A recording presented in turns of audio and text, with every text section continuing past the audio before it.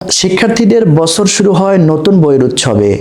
এর মাধ্যমেই নতুন বছরকে বরণ করে নেয় অনেক শিক্ষার্থী। প্রতি বছরের ন্যায় এবারও শিক্ষার্থীদের মাঝে নতুন বই বিতরণ করেছে সরকার।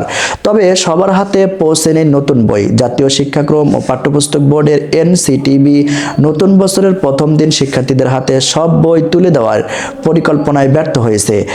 এ নিয়ে অন্তর্বর্তী সরকারের শিক্ষা উপদেষ্টা অধ্যাপক ওয়াহিদুদ্দিন মাহমুদ দুঃখ প্রকাশ করেছেন।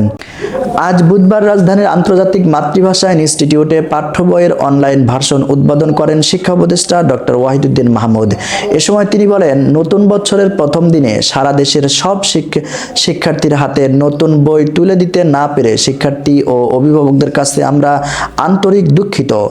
উন্নত মানের ছাপা, কাগজ ও মলাটের ব্যবস্থা করা হবে জানিয়ে শিক্ষা উপদেষ্টা বলেন, এখন থেকে আর বিদেশে বই ছাপানো হবে না, দেশেই ছাপানো হচ্ছে। শিক্ষাসহ সব মন্ত্রণালয়ের শুদ্ধি অভিযান পরিচালনার পরিকল্পনা। শিক্ষা উপদেষ্টা ওয়াহিদুদ্দিন মাহমুদ বলেন, বেশ কয়েক বছর ধরে মুদ্রায়ন শিল্পের ব্যবসায়ীদের সঙ্গে যারা জড়িত হয়ে দুর্নীতিগ্রস্ত হয়ে পড়েছিল তাদের অনেককে বদলি করা হয়েছে। শিক্ষা মন্ত্রণালয়ের আগের কর্মকর্তা যারা দুর্নীতিগ্রস্ত ছিল তাদের বিরুদ্ধে অনুসন্ধানের জন্য দুদককে বলা হবে।